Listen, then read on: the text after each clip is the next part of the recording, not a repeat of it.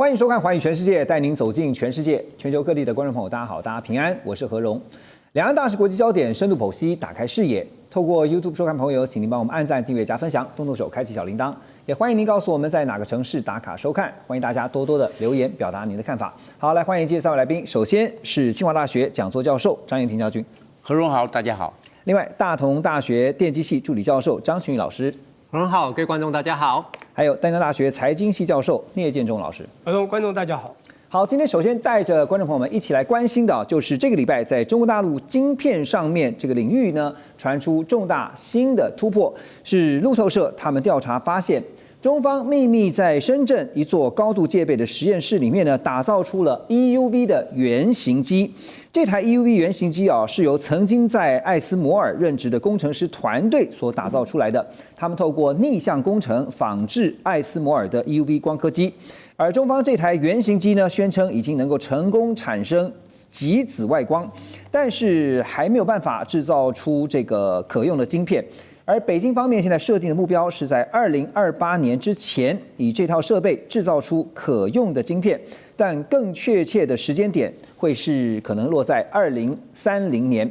不过，《金融时报》就是英国的媒体啊，则是认为中国大陆目前掌握的晶片技术只是升级版的，就是艾斯摩尔旧型的 TwinScan Next 1980i 系统而已。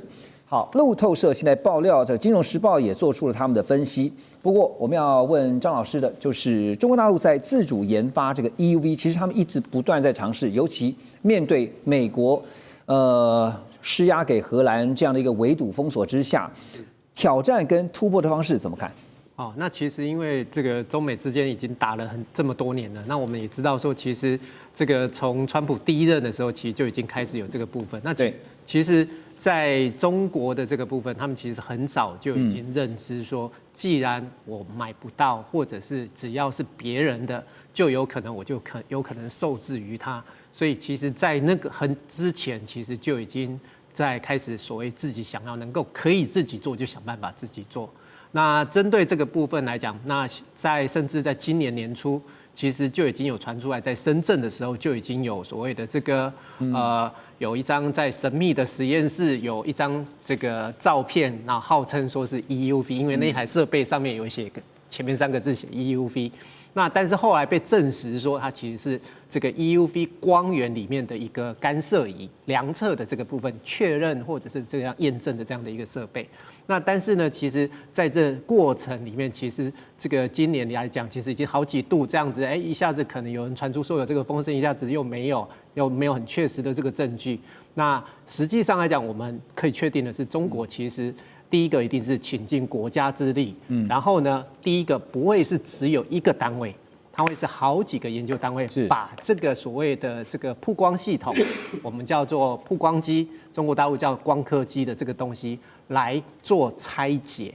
我所谓拆解是一台这样子的一个曝光机的一个系统，它其实分成很多的这样的一个部分，包括我们所熟悉的这个光源的部分，对，有所谓的这个 DUV， 我们叫做深紫外光。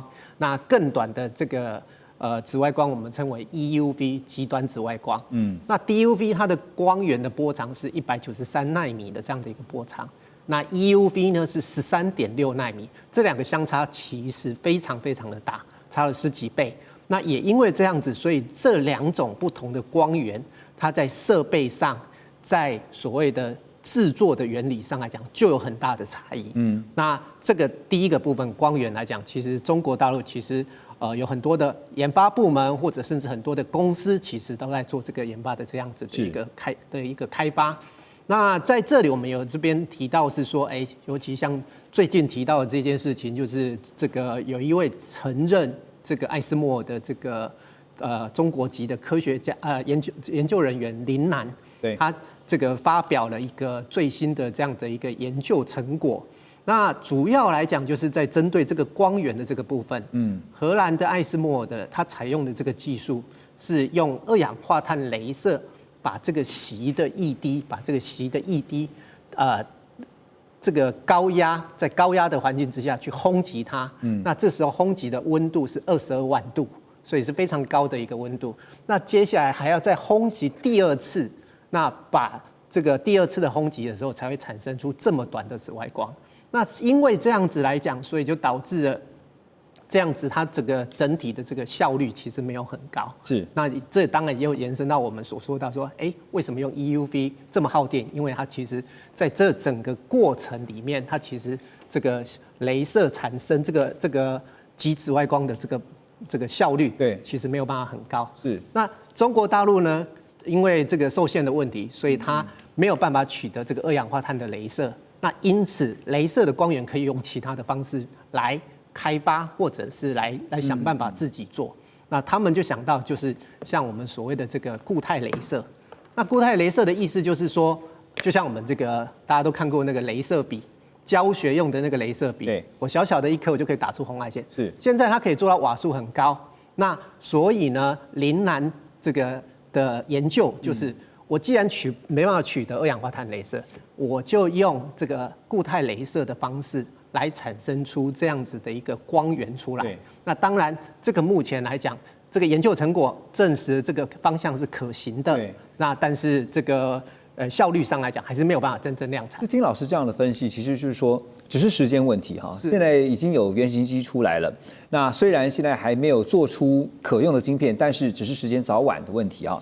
那现在除了光刻机，就是硬体这边部分之外，晶片的领域哈，在这个礼拜也有一些重大的讯息啊，也是突破。AI 晶片新创公司叫木犀，他们在这个摩尔县城之后呢，创造中国大陆新一波的 AI 晶片浪潮。怎么说呢？因为在12月17号，木犀登陆这个上交所科创板，在盘中一度创下了新高点啊，飙涨到突破了755%，最终呢，这个收盘的时候呢，大涨了将近7倍，成为最近以来中国大陆资本市场最受到瞩目的焦点。木犀这家公司呢，其实是在2020年由前超微的员工叫陈维良他所领军创立的，他们专注在全端 GPU 还有运算平台上的研发，而目前呢，木犀也是中国大陆少数能够达到千卡丛级、大规模商业化应用的 GPU 供应商。而摩尔县城它的表现也是不遑多让。12月20号呢，他们发表了新一代的 GPU 架构，叫花岗，号称这个算力密度可以提升50%，能效呢提升10倍。其实不管是木犀也好，还有包括摩尔县城另外就是大家所常常听到的寒武纪这都是中国大陆呢都被认为说是像美国辉达一样，就是未来的这个后起之秀。所以聂老师怎么看因为光是木犀的 IPO 第一天股价就大涨了7倍。您从财务的角度去看我们可以理解的就是说，象征的市场非常看好它未来的后市，就是大陆的晶片自主生产的商机。那我们也知道研发需要非常大的资本，所以在资金面上看起来这问题是不大的，对吧 ？OK， 你先讲一下这个。当然，它 IPO 之后，当然资金就更进来了嘛。对。那当然涨了7倍多，这是一个非常算是可怕的这个数字啊。这个量大到这个在股市中，这个只要去买的不是就大赚了吗？但我们都知道股市如潮水有涨有跌，你也不可能说它就一直涨下去。但是一出来就这样这个亮点就这么亮，这绝对有原因。我想跑不出2个原因第一个呢，大家都知道现在是一个 AI 浪潮嘛，走这个趋势，只要高科技的它就会被肯定。但是你必须加到另外一个，就是它必须真的有价值。什么价值呢？它必须要一些很高超的所谓的技术的深度是被突破的，而且这个突破要被肯定。好，那我现在讲一下，我常常在讲说，中国这个真的像一只潜在海中的龙，它过去在浅滩招虾戏。它现在深海中呢，真的游龙真的是活力高的不得了。它已经吸收了非常大氧气，练了一身的 muscle， 所以谁来它就一直要挥一个头或者甩个尾，对方都会看到它的 muscle 之大，会担心。而且我觉得这只龙还生了非常多的小龙在里面。各位，半年前你也听过这个新凯来，对不对？大家知道，在这个突然神秘出现，这个叫这个 Semicon China， 哇塞！一展秀的时候，大家知道刚刚讲这个光刻机这 EUV， 大家说哇塞，这个你又开始追上艾斯摩尔了。你刚刚讲的寒武纪等等，我们都不要去细数，这些小龙太多了。你刚刚讲到木犀，又讲到这个摩尔县城，我跟你讲，一家又一家，而且每一家都说，之前都不太知道，都浅浅游在海中的小龙，怎么一出来就这么的凶猛，一冲就冲很高。我跟你讲，这就是他们的深度真的突破到一定的水位。刚才呢，这个老师有讲到一个重点，就是中国现在布局整个他们的科技是遍地开花，全国起之全力。而且这真的是用钱去扎下去。您刚刚也提到钱，各位回想一下啊，当这个习近平上来的时候，他们刚开始丢的叫这个红色供应链，红色供应链很快的隔年就打出了所谓中国自主的 China Creation， 叫中国制造。那这时候呢，就在2014年扎了非常大资金啊，1387亿，扎就叫大基金一起计划。从那个时候你就看到他们准备科技突破，所以2015年写的这个中国制造2025，我们谈了很多次 China Creation 2025，最重要的他开始讲的2、3、4、5、7、8、9、10的2是什么呢？工业化和资讯化。工业化它要做到制造强国，它现在已经是制造最强的国家了。我想啊，它的制造业不但已经很强，而且还是突飞猛进。美国是空洞化到不得了，现在美国不管其他地方多强，光这个制造业，它大概就忧心忡忡，不但忧心忡忡，会胆战心惊，会害怕中国。第二个呢，我在讲它的第二个话叫做资讯化，资讯化就走科技这一端。各位，它的科技资讯现在已经走到，我想真的不是我们现在凭空所以想象说中国到底多进步，是可以去想想为什么美国要抓这个新疆的这个所谓的这新疆的问题，这个是所谓的人权问题，很清楚，新疆就布局了39个算力中心，这都要 backup 当未来的 AI 整个算力的支持。它这个都完整建立，而他们现在虽然我们都知道它很内卷，就是因为所生产的所有制造业加上科技资讯化所做的科技业的东西都便宜到吓死人，而且速度又快，所以它第一个广，遍布开花；第二个深，很快速的可以做出一个科技含量够高，而且让全球都担心的。那这个最重要就是成本又低。当成本一出去的时候，包括军事力量，我还跟人家开玩笑说，他打一个这个，就算不是很远程飞弹，只要美国有一颗飞弹这个防空罩要去挡它，他可能丢100万过去，美国可能要6000万去挡。也就是我的意思说，中国所做出的东西都非常便宜。你看电动车啊，什么电池，所有的东西都这样，一样的东西，他们的东西一一的突破。我们现在看到不但是科技的突破，还有它的成本的优势。还有速度之快，以及这个我们讲它未来的电力这个储备，我觉得整个就是您说它怎么看这个中国整个的 AI 的趋势的后市呢？对，我觉得我跟你讲，这个现在我们普遍来讲，它除了晶片被质押，它没有办法拿到最先进制程做到完整以外，但是大家也一直在想，它迟早会追上，这是事实。那整个我们讲霹雳开花之后的中国，从成熟制程到 AI 的整个后市趋势。它已经超越了，它还直飞向上。我觉得未来的后市不可挡。对，您刚刚点到一个重点，就是说这条大龙它下面还有非常多的小龙啊。其实刚刚讲到的，包括寒武纪啦、摩尔县城啦，还有像是木樨啊，我特别去看了最近一篇报道，他特别点到的就是摩尔县城的部分。他说，其实像摩尔县城有很多他们的就不管创始人也好，或者说他们里面的这些创始的员工，其实都是生前在包括像刚刚讲到的超微啊，还有包括像是辉达的前员工，而且他们懂得的是整个 GPU 建立起整个 GPU 的生态系，它不只是做 GPU 的晶片，所以他们的实力真的是不容小觑哈。那当然，现在看到的就是说，在中国大陆的晶片科技宣称不断持续突破的同时，总是会有人唱衰啊。纽约时报是批评呢，但是他们批评的是谁呢？是批评川普。奇怪了，这个川普呢，他们怎么批评啊？他们说，川普开放 H200禁令。这个是一个灾难性的晶片政策，而且成了中国大陆最大的助力。报道说呢，川普政府向外界宣称，向大陆出售晶片会使得中国更加依赖美国产品，阻碍提升本土产能的努力。但中方对此有着清醒的认识。川普在宣布出售 H200的决定后几天，那就看到中国大陆呢宣布追加投资700亿美元，用来提升本土晶片的产能。而大陆的官媒《环球时报》更是直接表示，辉达的先进晶片只会被中国大陆的科技业作为呢完成本土替代产品的过渡之用。最近也看到，包括德国媒体《商报》还特别有一个标题，他说感谢川普让习近平成为了2025年的最大赢家。我要问的是，川普他开放 H200这个你说政策真的是反反复复。将军您看哈，这个政策为什么一直举棋不定，说要封，但后来又开？我认为这个川普的这个政策，它的方向是拿捏不定，很矛盾。对，因为我们知道 H200比 H100，它是高效的运算器跟这个 AI 啊，它两个AI 伺服器啊，两个结合在一起。现在如果不开放，中国大陆是时间问题就过度就会研发成功，迟早的事。对你要不赚这一大笔？你要赚这一大笔，那你就卖。你卖的话，中国大陆它会逆向工程帮你做出来，它会迟早要取代。那你不卖，你这一笔钱是赚不到。是中国大陆也就迟早会出来，只是时间问题。那你不要赚这一笔。今天川普，我认为他也是做了明智决定。在商言商，我先赚钱，入袋为安。我有钱干嘛不赚？我不赚的话，再过2-3年，这个按照摩尔定律啊，这种是没有好光景。你要马上由这个尖端制程，马上变成成熟制程就出来了，人家也会做啊。那中国大陆它有没有这个条件？中国大陆有这个条件，逆向工程就进来，而且中国大陆我们知道，在这个半导体、在算能的领域中获得了非常多的专利，所以他有这个能力啊。所以我认为川普他说，那我这样子，那我就先赚这一笔再说。我不赚这一笔，你迟早你也会做，那我没有办法赚到。那好，那这样子有没有帮助中国？有，中国大陆当然拿钱买了，你这个都是尖端的。但是我这个中国大陆一项逆向工程，他就做出来了。他知道本来散热中国大陆有困难，都会到最后蛮热的嘞。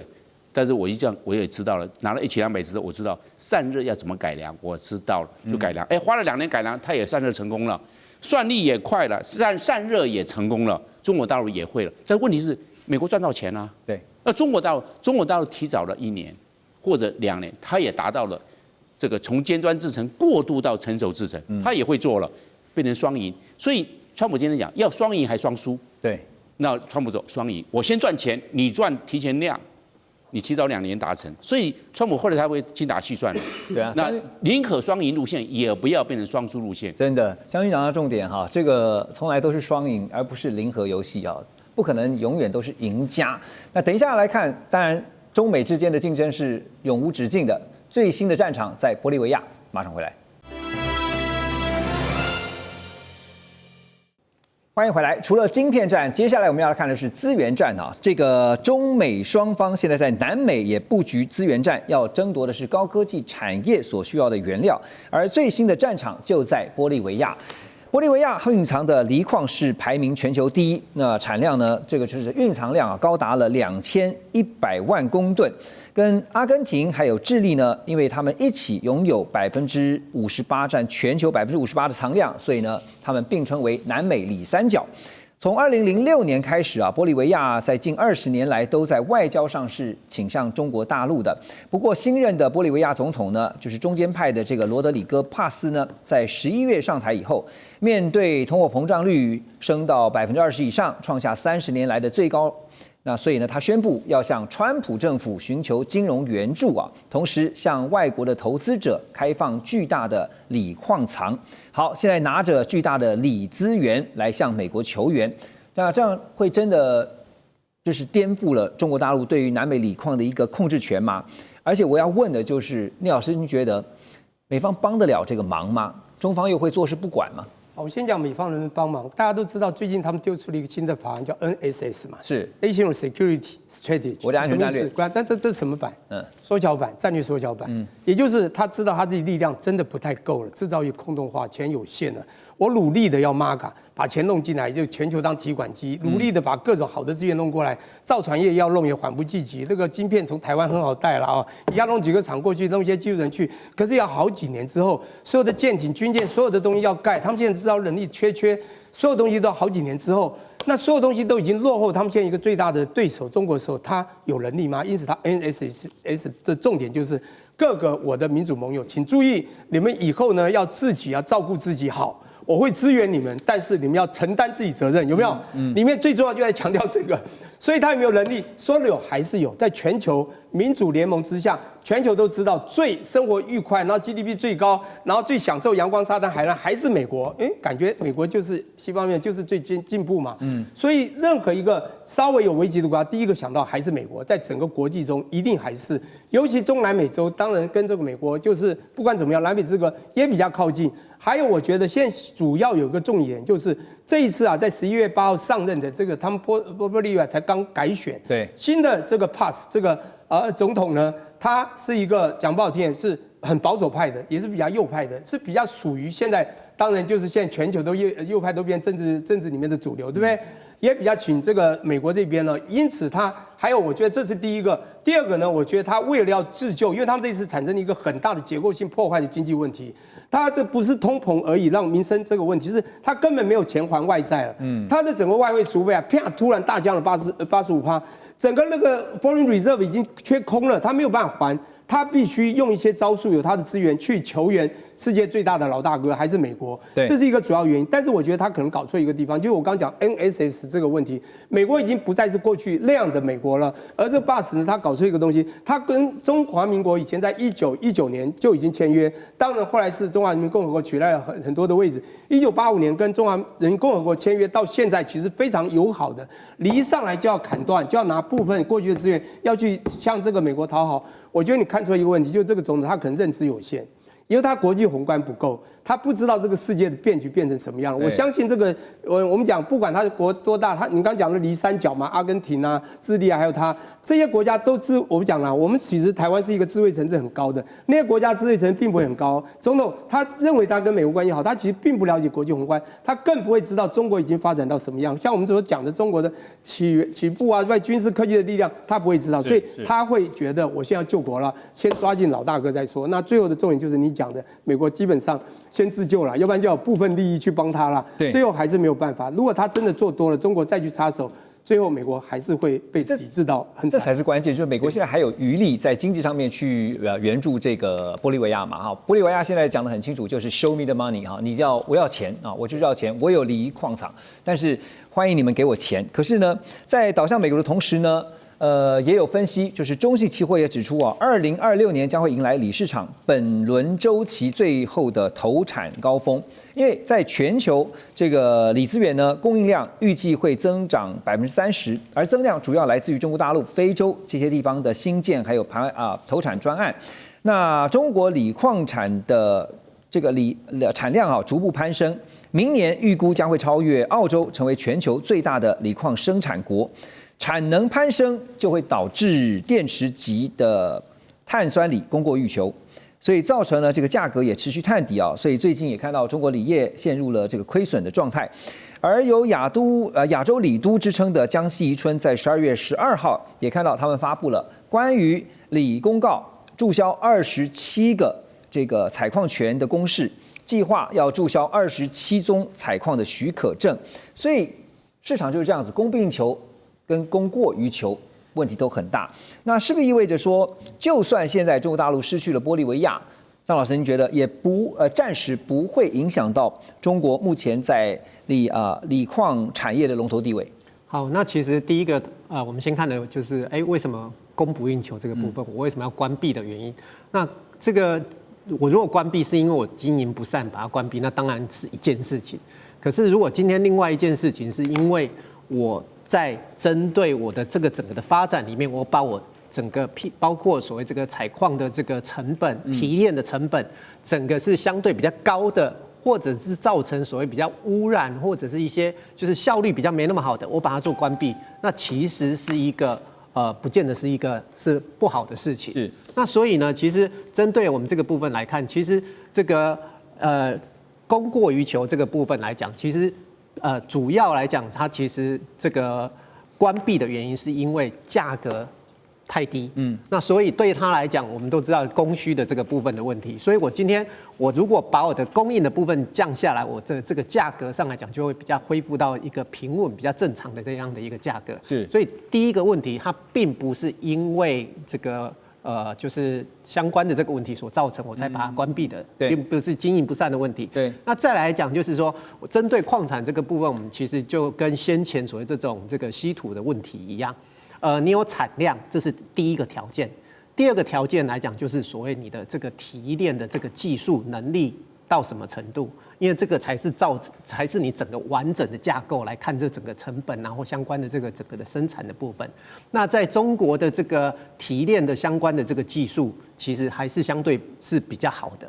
所以在假设这个玻利维亚这个部分的这个矿产，它可能譬如说它可能比较偏向美国这一边，那因为其实包括中国在其他的这个非洲啦、澳洲等等这些国家，对，其实都已经签有长期的这样子的一个合约，所以对他来讲，量可能有短期上来讲有一点点受到影响，但是长期而言，对中国这个部分来讲影响不大。对，所以其实我们刚刚说就是说它是属于一个正常调控的问题啊，倒不是说这个真的是。如外媒所说的这个，好像陷入了一个非常艰困的一个情况。是好，那但除了锂矿之外，哈，其实还有最近在南美这边，大家也这样说是在争夺石油吗？因为川普呢，他现在把矛头就是把这个焦点呢锁定在南美洲另外一个非常重要的资源，也就是委内瑞拉的石油啊。因为川普最近不是下令吗？说美军扣押了这个委内瑞拉运输石油的影子船队，而根据《华尔街日报》报道，这些影子船队呢，大约有900艘这个船只，大约占了委内瑞拉石油出口的70%，而大部分的运油的这个出处啊，就是给亚洲的买家，年收益估了一下，大约是80亿美元。到目前为止呢，仍然有75艘油轮在委内瑞拉的水域徘徊，而其中一半都被列入是美国财政部的黑名单。所以现在扣押委内瑞拉运到亚洲的石油，是不是等于间接的在跟中国大陆抢夺南美的石油资源啊？这一点怎么看，将军？我认为应该是这样来看，因为最重要是要除掉这个委内瑞拉的现在的总统马杜罗。哦，那马杜罗在这一方面呢，他是强调是跟美国走不一样的路线，所以美国才会去极限的军事施压，军事后来效果没用啊，这个 F-35、F-18都过去了，也侵入的委内瑞拉的领空，就是沿海的领空12海里嘛，他也来做擦边球，好像效果也有限呢。然后也做了这个我们讲的，现在就变成油轮管制，油轮要出去之后，因为委内瑞拉穷，他现在的国民所得每一年每一个人才1900块美金。它是发展中国家，就要靠每一年80亿美元的这种出口来赚它的外汇。那这样的话，哎呦，那是不是掐到它的经济命脉？经济命脉怎么办？那油轮管制嘛，不让你油轮出口。你只要这些运油的人不是运到这个美洲地区，你是运到那个亚洲地区，我就给你管制住，我让你掐到你的肚子，看你能够怎么样。是这样。第三个就是才是军事行动，所以美国是有节奏的，他现在是掐他的这油轮管制。那我看呢，这样子的话，看看马杜罗会不会政治转向，会不会做调整？我认为在这一方面呢，这个还要做观察，没那么简单。但是我们来看，那是不是中国在这一方面是不是跟那个美国这边强了，最后会拿下胜利？我认为美国会胜利。怎么说？因为美国有3大优势。第一个，美国有地缘的优势，美国的佛罗里达州距离委内瑞拉2200公里，我近。那中国大陆在北半球隔了一个太平洋，它跟委内瑞拉距离多少？2万公里，对，2000公里跟2万公里就知道谁的地缘影响大。当然，美国嘛就在我家旁边，这是第一个我讲的地缘优势。第一个，第二个，美国有军事优势，哪个军事讲谁投射到委内瑞拉投射最快？当然就是美国嘛，美国的航空母舰过去，美国的军舰过去，美国的战机过去，空中加油就过去了，2200公里啊，这些战略性。那中国大陆鞭长莫及，2万公里我没办法。美国只是隔了一个波罗，我们讲到的这个加勒比海，只是隔个加勒比海过来就到了，就是那么近，你怎么样？第三个，美国有历史上的优势。美国在1823年门罗主义，现在是2025年，200年了。门罗主义就讲说，美洲是我们美洲人的事情，你其他人不要碰。所以200年门罗主义了。那境外的想要来这个干涉，打破门罗主义，有这个历史上的困难。对。所以这样的，美国3大优势：军事上的优势、地理上的优势、门罗主义历史的优势。外国人想要插进来，你没有一个非常非常强大的这方面的力量，你想要一时两刻就要改变这方面的这种历史跟地理上的现实，我认为困难度非常之高。所以我认为美国在目前这个状况来看的话，美国占有绝对优势。就在委内瑞拉在美洲的话，就让刚刚这个将军在分析的时候，我想到鞭长莫及这4个字哈。那反之亦然。其实，在亚洲这边呢，同样美国能够使得上力，会像中国大陆一样具有这么强的实力吗？恐怕也是得考虑到地缘关系。马上回来。欢迎回到《环宇全世界》，我们来看的是解放军空军最近又宣布新武器的发展进程啊，这是由成飞，就是成都飞机工业集团所研制的歼36，最新传出有2架原型机首度进行编队飞行，而这2架原型机的尾喷口啊有着明显的差异，其中1架的尾喷口呢是埋入式这个沟槽喷口，另外1架则是设计为2元矢量喷口。另外，解放军空军最近发布了他们的一个主题微电影，叫《梦远》。那其中呢，备受关注的是中国大陆的国产无人机，代号是 GJ11，正式被命名为玄龙。它也进入了解放军的装备阵容，成为大陆首款服役的隐形无人机。我先请教将军的是，在机尾喷口上的明显差异啊，它主要是跟什么有关？是动力应该是跟引擎有关，但是个尾翼的这个喷口。它本来的时候它是进行了气动力优化，你看它引擎它没有垂直尾翼，它是个扁平的，你这样看哦，它就把这个垂直尾翼的把它省略掉，然后也引擎优化，因为你没有垂直尾翼的状况之下，我们知道所有逆中战机都是斜垂直尾，你看没有垂直，对，就只垂90度的，有90度逆中效果变差，都是斜的，那有这方面的困扰，我整个都不要了。我通通放在边边，在翼尖放在翼尖这个样子，它是这样子，那就变成我讲到的，这是气动力优化。它第二个优化是什么呢？推力优化。推力优化为什么要向量喷嘴呢？因为我们知道在弓角飞行哦，你速度越快的时候，它弓角会越低，会这个样。你速度越慢的飞机是这样子。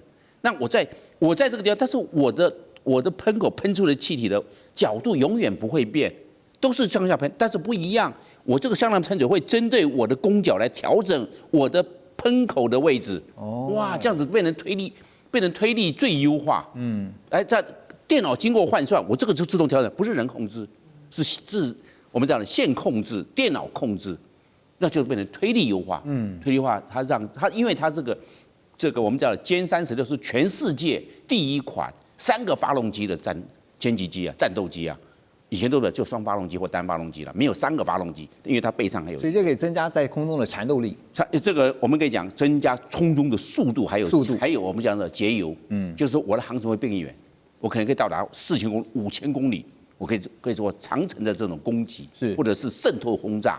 为什么？因为我优化了，是这样，所以我认为它这个歼36是在这2方面，还包括了逆中，包含推力。还有气动力，还有包括逆中，对，3个优化。那将军怎么看 GJ11？这个接下来就是攻击11。那攻击11，中国大陆现在已经初级量产，因为它现在已经有8架了，2025年才完成8架，初级量产完毕就准备列入作战序列，所以大家对攻击11开始很关注了。那海军也有，海军叫攻击21，也是同样的。那攻击11的话。它大概它的特色在哪里？因为它整个飞机的长度12.2公尺，但是它的翼展14.4公尺。哎呦，我认为它这样的比例刚好对这个无人机来看，还对逆中来看的话，这个大小是刚好的。然后这个它在哪里呢？将来的时候做踹门的角色，为什么？因为它里面还有2个弹舱分开的，2个弹舱跟4个挂架，那我就2乘4等于8个挂弹，8个那个你挂那么多干嘛？我好踹门啊！那为什么要派你踹门？因为你你逆中又没人，那换句话说，我只是装备损失啊。对，震动轰炸这个实施完毕之后，踹门完毕之后，可能后面的歼16也好，或者它的这个苏凯3栋下去做攻击。了解。他把那你踹门踹什么门啊？踹虾、打雷达、打通讯站。雷达一打坏之后，追踪雷达、收雷达都打掉了，没有了。那这样的话，那后面的进去的话，人家瞎子啊，你就可以进去如入无人之境，做一个我们讲的战场主角，或者是密支支援作战就可以了。所以攻击11它是在这个地方，那这个空军做完了，那海军要用啊。所以海军只是这个结构，为什么？因为它要上航母，所以它结了起落架强化，另外一个抓了那个我们叫做捕捉钩。他好像就刮那个。就除了飞机之外，哈，现在除了飞机的试飞，哈，我们要来聊的是说，歼36就是我们刚刚说密集试飞。另外呢，成飞也在规划建设啊，就空天装配基地，预计要投资4.22亿人民币。然后呢，新征收机场周边工业用地有200多亩啊，建设一个空天装备的装配厂房。这个新的厂房将会用来作为浩龙这个货运航天飞机一些空天装备的研制生产基础，而浩龙呢是大陆自主研发的第一款可以重复使用货运航天飞机，是由成飞设计研制的，特别为商业的航天空间站，就太空站呢低成本的运输系统而打造。所以现在中国的2大飞机的厂商啊，包括了成飞也好，沈飞啊，因为沈飞去年也在打造27万平方公尺的新厂房，拼命的扩厂。那背后我们怎么解读中国航太业的一些信号？我们先讲这个，在2战的时候呢，全球最大制造强国就是美国，现在是中国。那么过去的美国呢，一天可以制造非常多在军事上这个可是用途的，不管是炮弹、坦克、飞机等等。现在呢，他们说他们一年可能做不到几艘船，而中国人一天可以做到很几艘，甚至有人在调侃说，美国利用同样的时间，终于做出了一个比如舰艇或者飞机的时候，中国呢已经做出了一个可以创造非常多飞机的一个船坞，这个船坞或者一个飞机场，诸如此类的。我的意思是说啊，那个在中国制造2025就是2015写的里面，这样工业化、自营化到最后10大领域的时候，第一个叫做新一代讯息，也就是5G 要跳到4G 要跳到5G、6G， 是，所以中兴、华为出了问题，被这个晶片制压。最后呢，它第二个这很重要，叫做他们的航太要推升向前。那航太就是包括这些，包括当然嫦娥登月等等啊，这个很重要。也就是成飞、沈飞是大陆2个非常重要的我们讲这个制造飞机的基地，不管商用、军用，尤其是军用，我们都知道现在不管是那个5G、6G，现在还有战机叫5代机、6代战机啊。我们知道现在5代战机，不管是美国 F-35、中国的歼-22，打来打去，不管较量谁高谁低，即便是全世界认为 F-35最强。但是中国歼-22也不一定输啊，但是中国已经密集在试飞歼-36，这是成都的成飞，这个试飞呢已经成功，而美国呢最少在很多的报道上最少3-4年，他现在要预计在2028年去才有办法去试飞，我觉得他们缓不济急了。而沈阳一样的，你看他做的这个空天装备的这个装备基地，我的意思就是说，人家还在做飞机，他已经把整个基地要越做越完整，以后啊后勤就变得非常重要。你今天打掉一架，他马上再制造2-3架，而对方可能打掉一架，可能好久才能再制造一架。所以后勤中国会越做越强。那么当然沈飞也是一样，沈飞也有第6代战机哦，歼-50也会摇摇欲出啊。你知道美国的这个第6代战机是由波音这个 F-47做的，它的厂房设备已经很难再往上突破。所以未来你就知道这个，你说是什么讯息呢？就是中国基本上在秀 muscle， 他把他过去隐形的 implicit 的一种我们在慢慢练身体，现在已经秀出来，告诉你很多东西你真的要小心要注意到。我们的实力很多东西真的不可随便动摇。那我们不想打仗，但是真的要非打的时候，没有人会赢得过我们。也就是说呢，其实现在就已经在为庞大的后勤实力啊预做准备了哈。那这个张老师啊，我继续请教您，就是成飞研制浩龙啊，他们号称是能够重复运输设备到太空去支援相关的建设。那我们想到的就是美国的 SpaceX 也是啊，不断在测试这个可重复使用而且回收的火箭嘛哈。那未来成飞的这个浩龙会如何去改写整个太空产业、全球的太空产业的市场呢？好，那其实这个 SpaceX 当然大家想到第一个就是它第一性原理，就是把以前你发射成本最高的这个东西，以前都是一次性的，我现在把它变成可以重复回收，再利用重复来做这个部分。那所以呢，可是如同我们这边所知道的，以往都只有这个美国这边 SpaceX 可以做。那但是呢，现在如果中国的这个成飞也可以来做这样子的一个商业服务，因为它其实这边有提到是商业的这样子的一个发展，商业的一个提供这样的一个商业服务，是，所以其实来讲，我们就可以预期到是说，同样的这样子的一个概念，那它就有可能可以提供类似像 SpaceX 这样，就是可以重复性的，那整体的，我今天不管是所谓在筹这个运送卫星。因为像现在这个大家提到所谓这个低轨卫星 LEO 的这个部分来讲，也是 SpaceX 它现在的发射量是全世界最大最高的这个部分。对，那所以呢，透过这样子的一个方式，也许这个中国大陆它也可以提供它这样子的一个商业服务，对于它航太的这样子的一个这个科技的这个部分，在某一个程度上也是要告诉全世界说，不是只有你美国可以有办法做这个事情而已，我中国现在也可以来做这样的一件事情。那但是呢，我们又必须因为其实这个是它的发展方向嘛。那接下来大家要看的事情是，我今天可以重复，那到底我可以重复几次？那我整体的一次发射的成本总 total 算起来，这样的一个成本能够跟真正 SpaceX 这个部分相比较差多少？因为这个目前还未知。好，所以这个其实是我们后续要看的这个部分。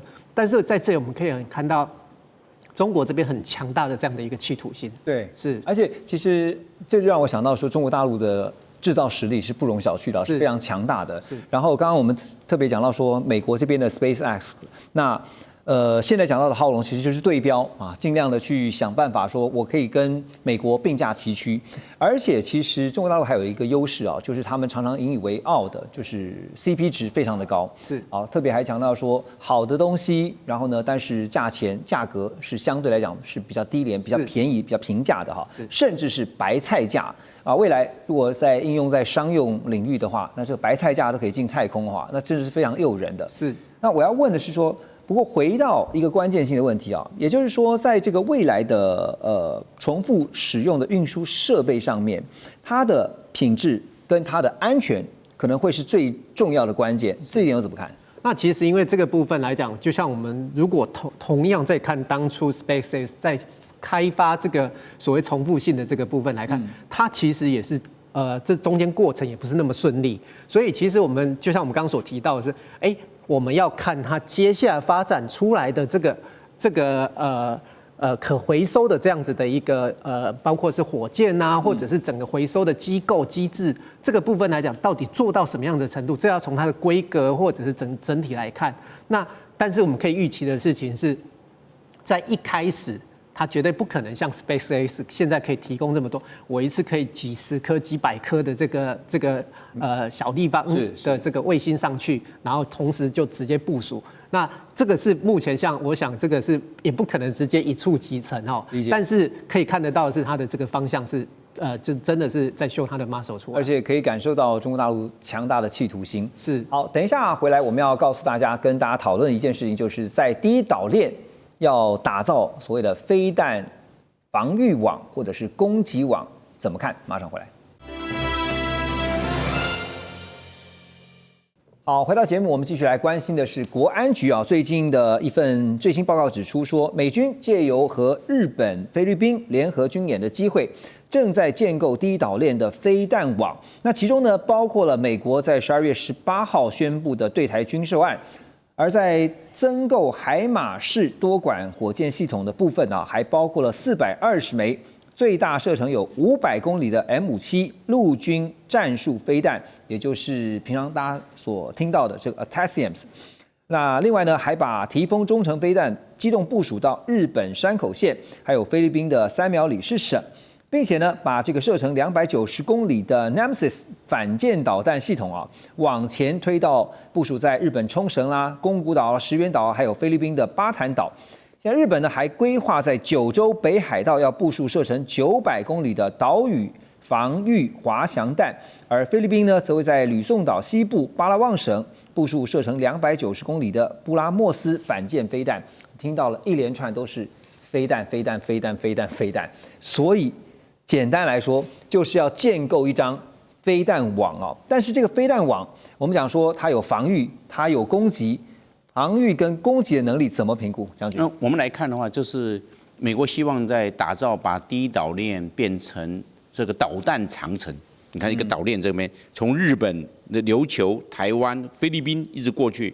那变成一个导弹长城，一个刚好一个锁链，因为现在飞弹的射程越来越大了，不管是这个地对地飞弹或反舰飞弹，它的整一个包络线跟这个包络线重叠，对，这个包络线跟包络线几乎就连在一起了。你看它重叠的范围越大，表示它越密。对，因为它的射程都已经超越了嘛，大家彼此涵盖，你涵盖我涵盖你，整个一个网从第一岛链，你从北海道一直拉到包含菲律宾，你的往南边的话，就是我们所讲到的婆罗洲，是不是？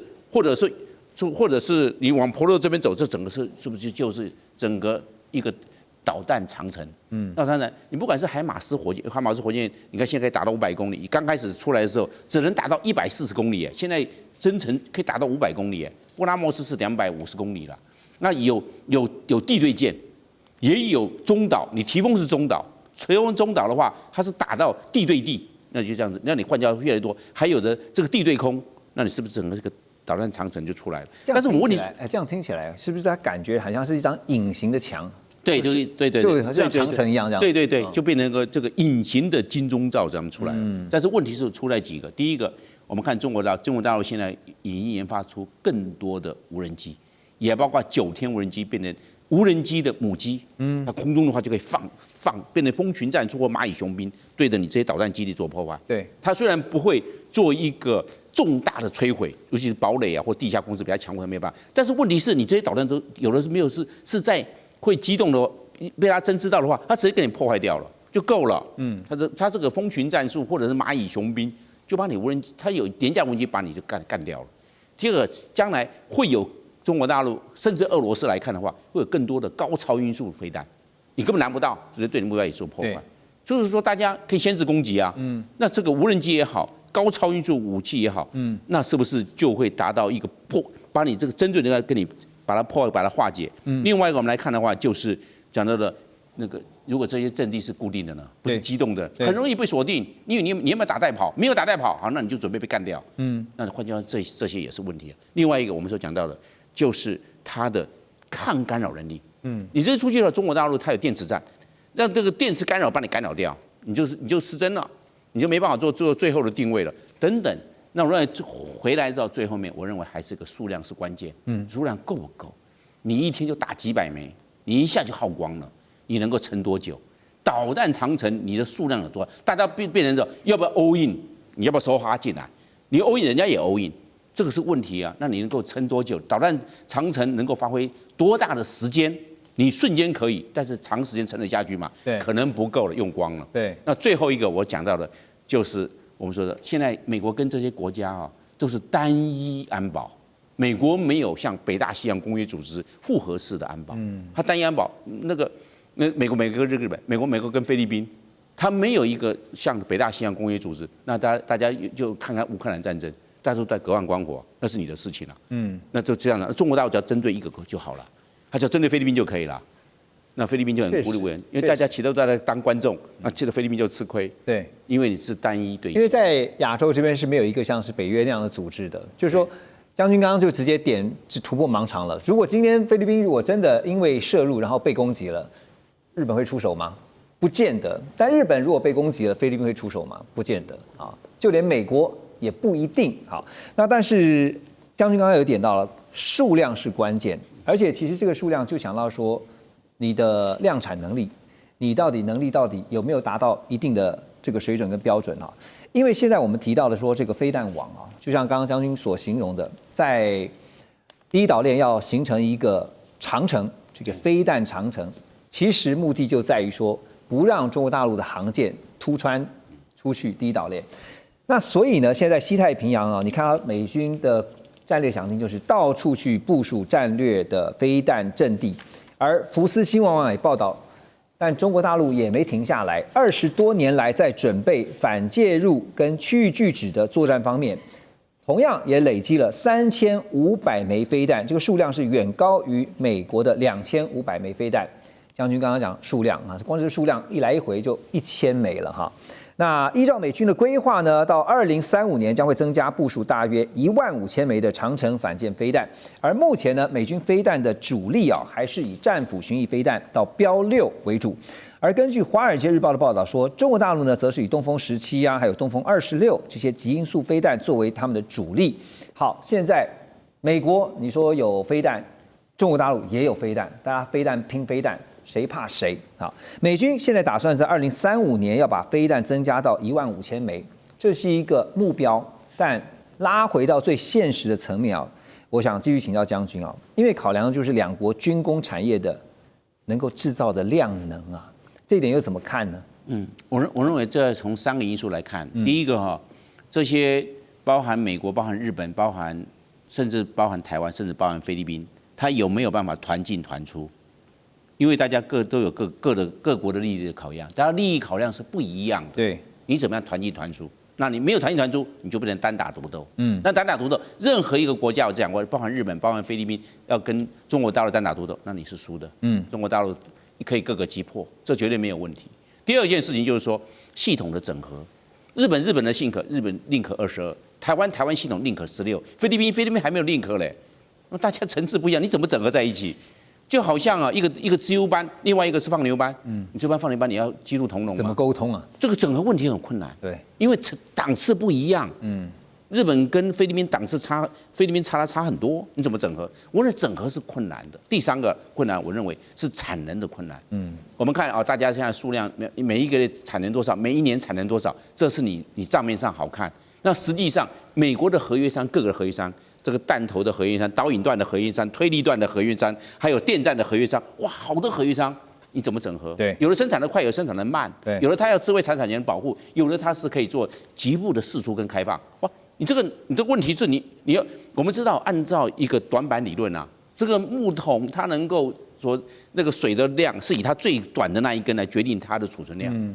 那短板的你那个短板嘛，你那个快没有用啊。但是这个最后，就我们跑步的时候测那个体测的时候，是最后一个到达的算成绩。你跑快前面那不算。是最后一个通过这个线才算，是短板理论就会限制到美国的产能，所以我们看账面上是客观，实际上并没有那么乐观。对，而且其实我们讲到飞弹哈，是不但是比拼数量，还比精准度哈。张老师，我继续请教你，就是因为面对中国大陆的极音速飞弹的这个科技不断的在突破，再加上别忘了中国大陆还有北斗卫星啊。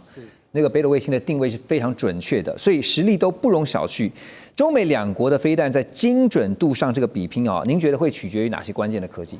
好，那其实因为就像飞弹，第一个我要飞得快，第二个是我的准度要够。对，那准度要够，并不是我们所想的说我只要这个定位系统够准就好，因为它其实还牵涉到，其实因为像现在的武器，我想已经是到这个就是非常的高科技，它并不是只有你告诉它的坐标而已，它就直接去打。其实它还牵涉到后段的这个部分，包括说，这个有所谓的主动雷达，或者是成像，或者是雷射导引等等这些相关的这个部分。是。那你怎么样子能够到最精准哦，就是能够最准确的这个位置？